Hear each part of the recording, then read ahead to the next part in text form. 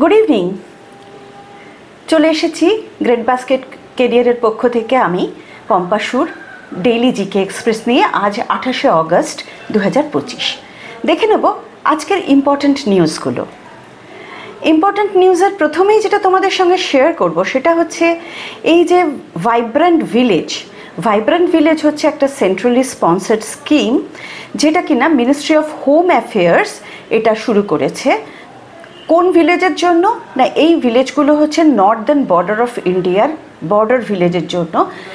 কেন না, এখানে যাতে আউটওয়ার্ড মাইগ্রেশনটাকে আটকানো যায় এবং বর্ডার সিকিউরিটিকে এনশিওর করা যায়।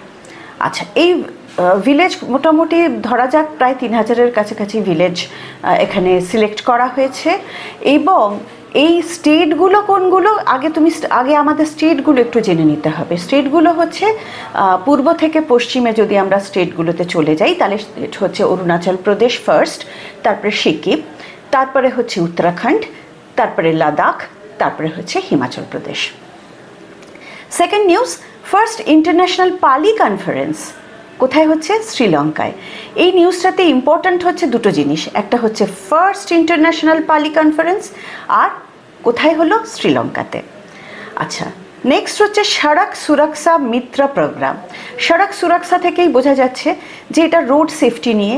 সুতরাং কোন মিনিস্ট্রি থেকে হবে না, রোড ট্রান্সপোর্ট আর হাইওয়েজ মিনিস্ট্রি থেকে। আচ্ছা, এটা যথারীতি রোড সেফটি নিয়ে আছে। নেক্সট নিউজ হচ্ছে প্রধানমন্ত্রী জন ধন যোজনা। এটা আজকের দিনে 28শে অগস্ট 2025-এ 11 ইয়ার্স কমপ্লিট করলো। এটা আমরা জেনে নেব একটু ডিটেলসে জন ধন যোজনা নিয়ে। নেক্সট নিউজে চলে যাই না, department of animal husbandry and dairy এরা রিলিজ করলো ইন্ডিয়াতে ফার্স্ট এভার গাইডলাইন। ইন্ডিয়াতে এর আগে কোনো গাইডলাইন ছিল না যে অ্যানিমালসদের কী করে ব্লাড ব্যাংক তৈরি করা হবে বা ব্লাড ট্রান্সফিউশন করা হবে। এর একটা গাইডলাইন তৈরি করলো animal husbandry and dairy department. Rajiv Ranjan উনি ভাইস প্রেসিডেন্ট হলেন আর চিফ রিস্ক অফিসার হলেন new development bank for 5 years. New development ব্যাংকটা কী জিনিস? নিউ ডেভেলপমেন্ট ব্যাংক হচ্ছে ব্রিক্স দ্বারা অনুমোদিত একটা ব্যাংক, যারা ব্রিক্স কান্ট্রিগুলোতে ইনফ্রাস্ট্রাকচারের জন্য লোন দেয় বা এদের ফিনান্স করে। International chess federation world cup মানে ফিডে ওয়ার্ল্ড কাপ এবার অনুষ্ঠিত হতে চলেছে গোয়াতে। দেখে নেব ডিটেলসে জন ধন যোজনা, প্রধানমন্ত্রী জন ধন যোজনা, এটা আমরা একটু ডিটেলসে দেখে নেব।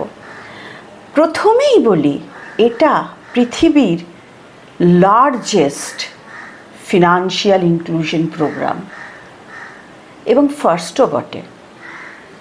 অর্থাৎ এখানে আমাদের ইন্ডিয়ার জনগণকে ফিনান্সিয়াল প্রোগ্রামে নিয়ে আসা হলো।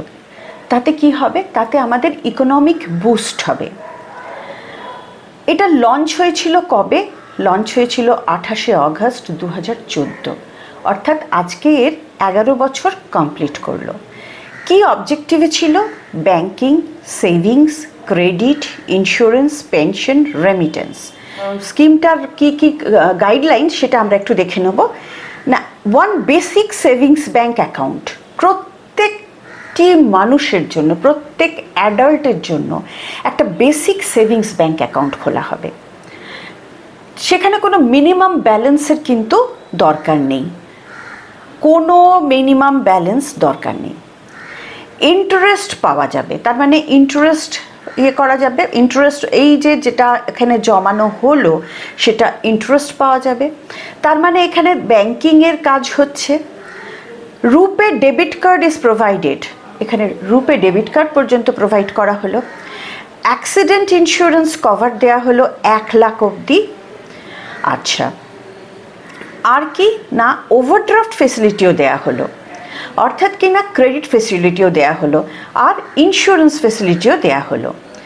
এছাড়াও এই যে এই প্রধানমন্ত্রী জনধন যোজনার যে ব্যাংক অ্যাকাউন্টগুলো, সেগুলোতে ডাইরেক্ট বেনিফিট ট্রান্সফার নানাভাবে, যেমন কোনগুলো ডাইরেক্ট বেনিফিট ট্রান্সফারের মধ্যে আসবে, প্রধানমন্ত্রী জীবন জ্যোতি বিমা যোজনা, প্রধানমন্ত্রী সুরক্ষা বিমা যোজনা, অটল পেনশন যোজনা, মাইক্রো ইউনিট ডেভেলপমেন্ট যোজনা, এই ইত্যাদি ইত্যাদি যে ডাইরেক্ট বেনিফিট ট্রান্সফারের যে ইয়েগুলো আছে, যেসব স্কিম সেন্ট্রাল থেকে নেওয়া হয়েছে, তার সবকটাই কিন্তু এর মধ্যে এসে যাবে।